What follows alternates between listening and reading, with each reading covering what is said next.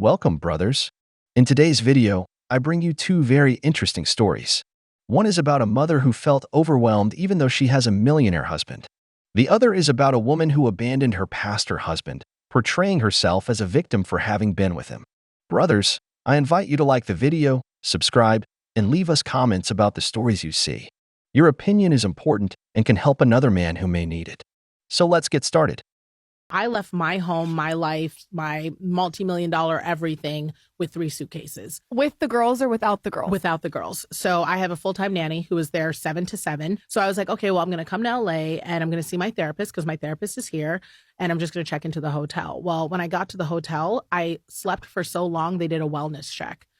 And they knocked on the door to make sure I was okay because I hadn't ordered any food and no one had seen me. And I could barely talk when they did the wellness check because I hadn't had water in so long. You were just out because you were so exhausted? I was out. I was physically exhausted and sick. How many hours is this? I would say it was probably, I want to say 30 hours. After I got up, I remember just being in a stupor and feeling like I could only mentally take one thing in front of me. So it was like, okay, drink water.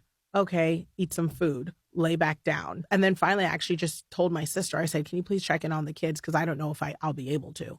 It was just really step by step. And I think that's very similar for a lot of women. This woman had a millionaire husband. All she had to do was take care of the children, who had a nanny 24/7. Despite that, she felt exhausted. In short, she left for a few days to attend therapy and see a doctor because she couldn't handle the workload. Brothers, the modern woman victimizes herself for everything. Imagine a man saying he needs to leave for a few days because he can't handle his responsibilities as the man of the house. The internet would criticize him for being weak. But surely, if this man is a millionaire, he must manage a company, take care of employees, handle the company's finances and home, ensure nothing is damaged at home, provide food for his children, attend to his wife, take care of his children's health, and attend to his wife both emotionally and economically. Women today have it easy with so many conveniences, yet they still complain about having to do anything. Many don't want the responsibilities of marriage. They just want to say they're married, have a big wedding, show off a ring, and nothing more.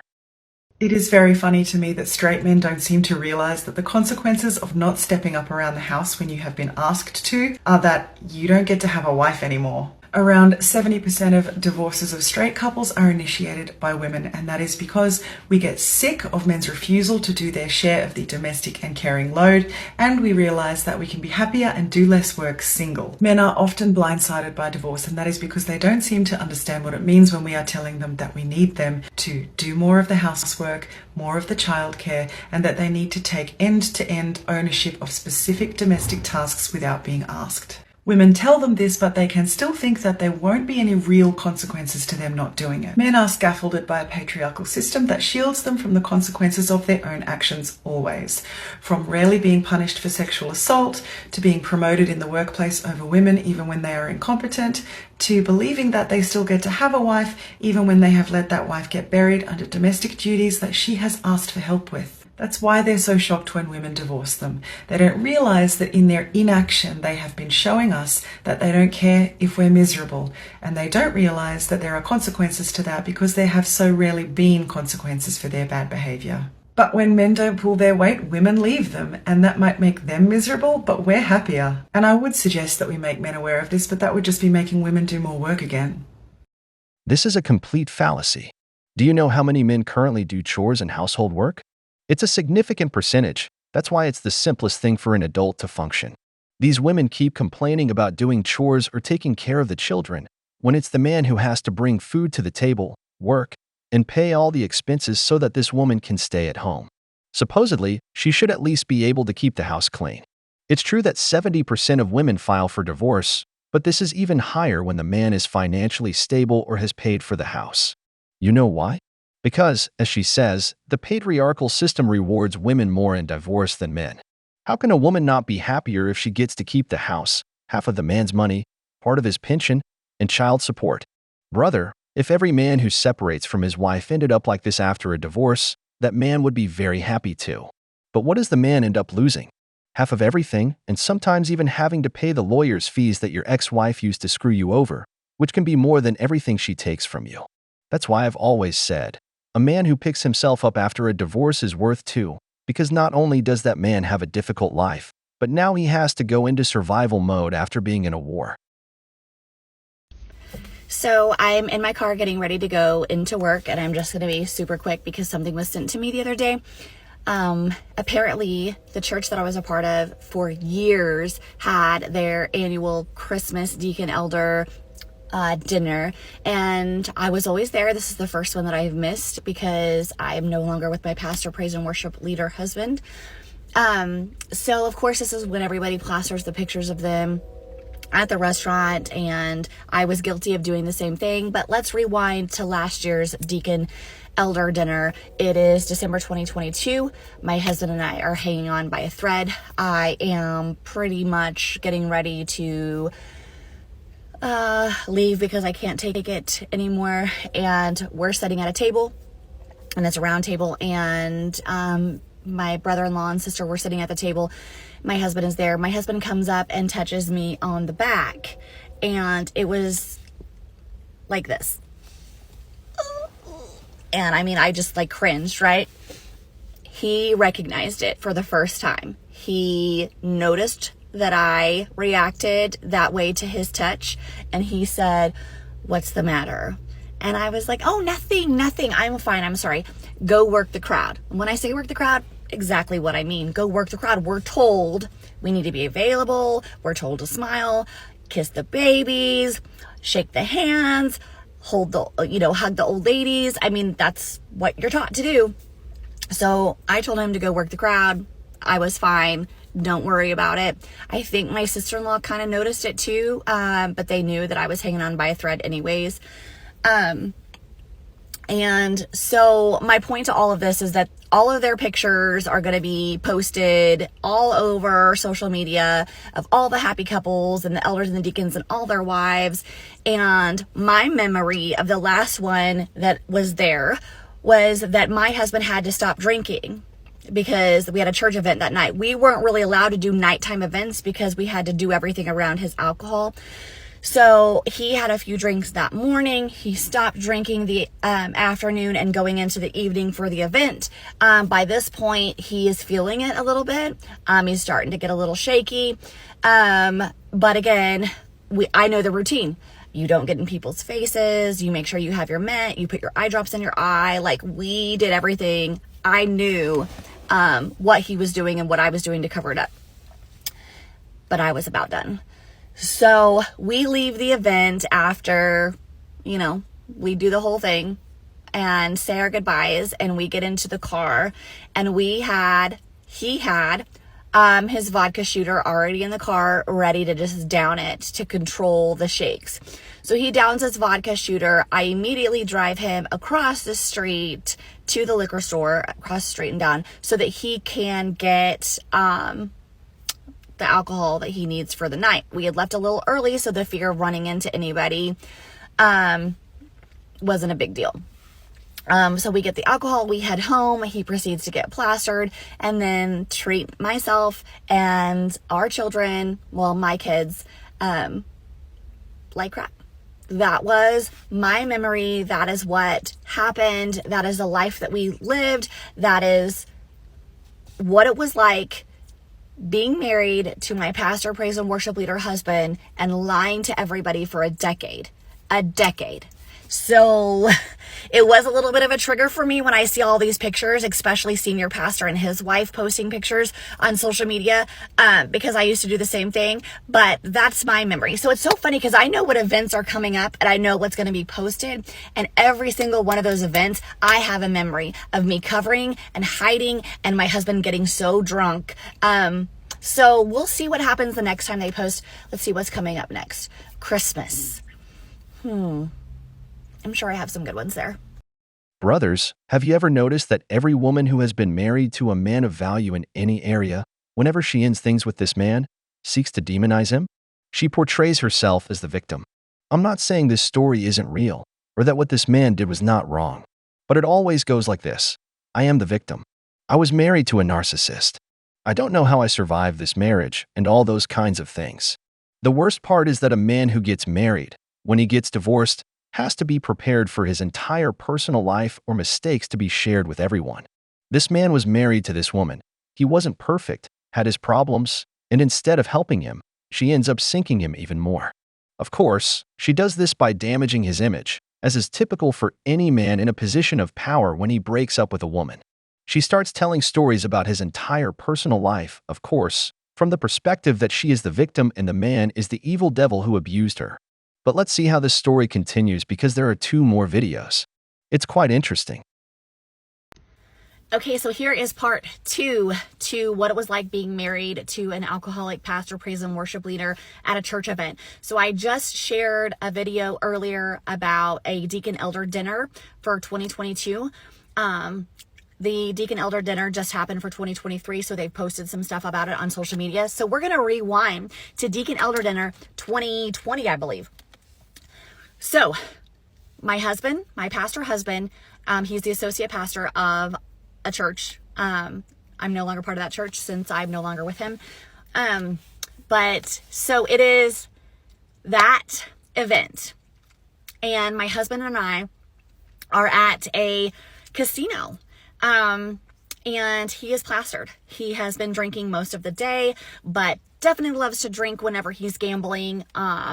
And so he is several drinks in. And I usually didn't gamble. I would usually go to my car and watch Netflix and get an appetizer from the restaurant. So I'm getting ready to walk out of the restaurant and I get a message, actually a missed phone call from my sister-in-law. And that's really weird because like the time and everything like that, I was like, okay, I didn't answer because I usually never answered unless he gave me permission or he was with me and on speaker, or something like that. So I don't answer the phone and then I get another missed call from a deacon. And I was like, oh my goodness, there's something going on. Something has happened.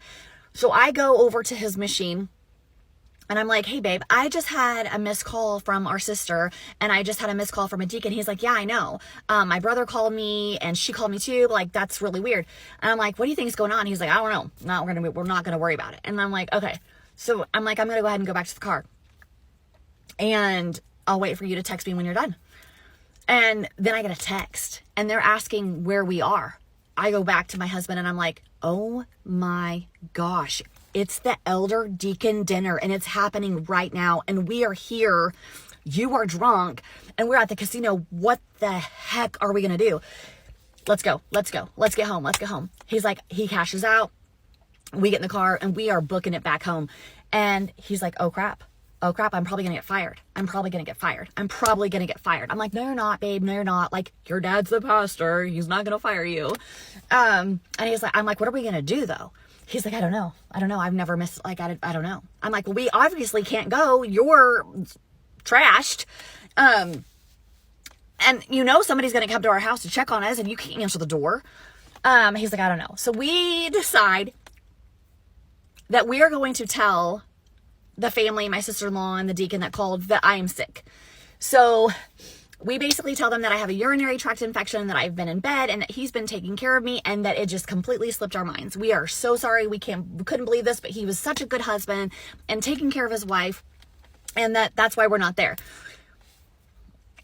Everybody's like, oh my gosh, do you guys need anything? Is there anything that we can do for you guys? Like that was my life. That was my entire marriage, was protecting this man, loving this man, making excuses for this man. Whatever I could do to elevate this man and protect him, I did. So I took the hit on this one. And not kidding you, they brought us our food and put it on our front porch for us so that he would not have to cook his sick wife dinner. If y'all only knew, that's only the second one I've told. It is a decade of covering for my associate pastor, praise and worship leader husband. A decade. So I'll share more later. Brothers, do you see what I'm saying? She is the victim all the time, loving this man, covering for him all the time, always being the one harmed for over a decade. But during that decade, she lived a life of luxury and the good life as the pastor's son's wife, living off the church's money without working. Oh, she conveniently left that part out. I can imagine the pressure this man must have exerted in this household that led to alcoholism, with a wife who, at no point in her story, mentions trying to get him help. She only tried to cover up so he wouldn't fall because apparently, If she endured so much with her abusive husband, it was because this man brought a lot to the table. Remember something, brothers, you will always be the bad guy in someone else's story.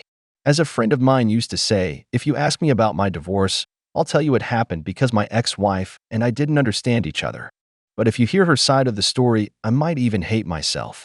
She will always be the victim who endured so much. But I want you to see how the community reacts to the victim, especially in the city where she lives.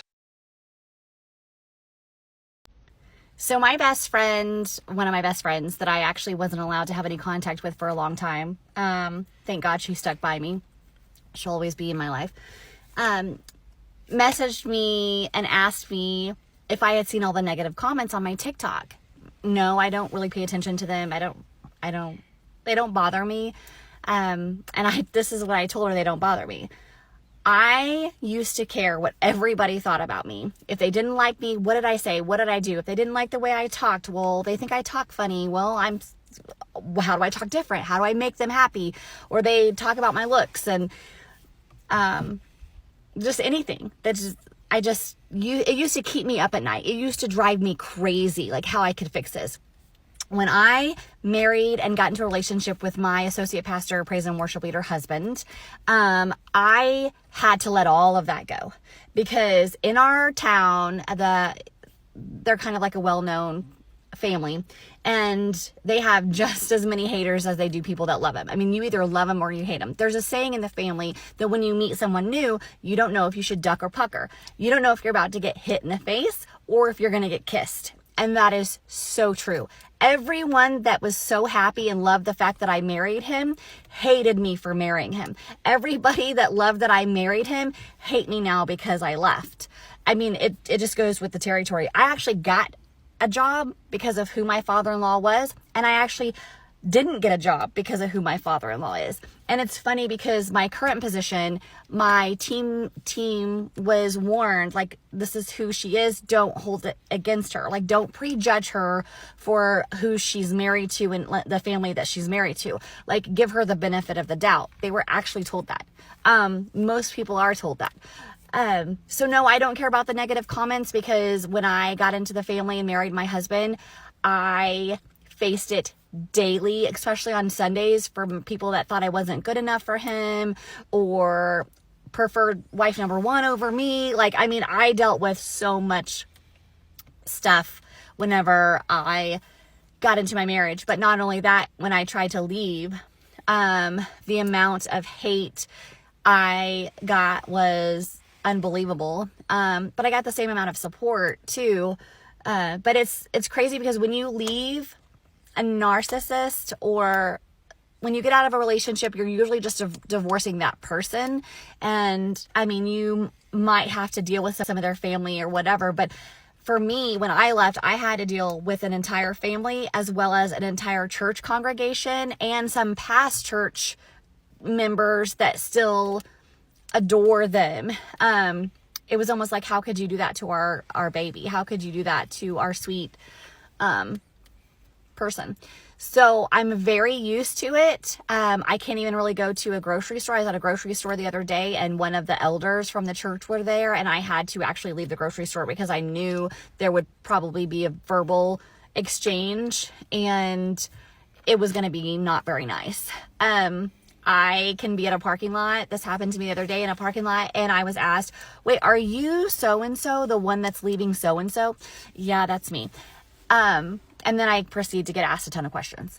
But the comments don't bother me for another reason. I was in that relationship for about a decade, and the things that I was told and were told to my kids, and the way that we were treated, I mean, someone saying they don't like the way I talk, or that I'm a drama queen or whatever, is nothing compared to what I was called all the time, or horrible things that were said to me about my children. So someone that I don't know on TikTok that says a hateful or rude comment. You are entitled to your opinion. I did see one that said, if I was married to you, I'd drink too. Well, we were only together for 10 years and this was a 34-year problem. So you can't blame me. And you also can't blame wife number one for that issue either, because it was well before her. So that doesn't bother me at all either. Like I said, everyone's entitled to their opinion. This is my story. This is my journey. This is what it was like being in this relationship, how it was navigating, leaving a family that you typically don't leave. The being behind the scenes of ministry and all the stuff that I had to deal with and endure, all the nasty parts of ministry that nobody wants to talk about. So no, I don't get upset about the comments. I don't really read them. Like I said, man, I could share a few text messages that I received from my husband, just like on my way home from work, that would blow your mind. And I dealt with that battlefield for a decade. I dealt with that kind of stuff for a decade. So someone saying I talk funny, or she shouldn't have that gum in her mouth, she looks ridiculous, or you know what, it doesn't bother me. I mean, it is what it is. I have a story to tell. I'm going to tell it. And I appreciate all the messages and comments that I do get, saying I was in a relationship with a pastor. I was in a relationship with an addict. How did you get out? I also get comments from people in our church that are still there, and people that have already left, or people that was under another church where my family ministered. That was like, we're so proud of you. You're so brave. I wish I was brave enough to tell what happened to me. Keep going, girl. Like, and I'm going to tell my story. I have a story to tell, and it's pretty fascinating, and it's not meant to shame my husband. I'm going to basically, I'm his cheerleader. I'll always be his cheerleader. But I also want the truth to be told. So I want the truth to be told, and I want him to get help, and I want churches and ministry and leadership and to stop covering, lying, and hiding. Stop it. Like, stop. It's time to really address the dark side of ministry. It's time to really get it out there. So, like I said, I have a story to tell. I'm excited to tell it, and I hope you follow along. Brothers, this woman built her entire life around her ex-husband. She got a job through her ex-husband, became known in the community because of her ex-husband. Her whole life revolved around the influence of her ex-husband. Seeing this, do you believe that after a divorce, she would leave without tarnishing the image of the man who provided her with a life? What happened here is that this man was going to continue being influential in the community. She would leave as the woman who destroyed her marriage, as women often do in divorces, but she always has to be the victim to gain more in the divorce. She made a video airing all the dirty laundry of her marriage to damage this man's image, to be able to say she was the victim who escaped the abuser. I'm not saying what this man did is right, but one can leave without looking back, maintain a co-parenting relationship for the children, and move on with life. Or one can destroy the man's image, defame him, ruin his livelihood, while taking everything in the divorce, destroying his sphere of influence. Which do you think the woman will choose? Always the more destructive path for the man, because leaving in peace is not a woman's style. First, you have to play the roles of the villain and the victim, as they always want to be the victims. What hurts her is that someone else will take her place tomorrow, gaining all the benefits and influence. She will disappear into nothing, only known as the pastor's ex-wife. We've reached the end of the video, but before we go, the questions are for you. What is your opinion on the pastor's wife story? What is your opinion on the wealthy woman who was tired and got divorced? If you enjoyed the video, make sure to give it a thumbs up, subscribe to the channel, and hit the notification bell. Your support means the world to us and motivates us to create more content. Stay tuned for the next exciting video from The Wall.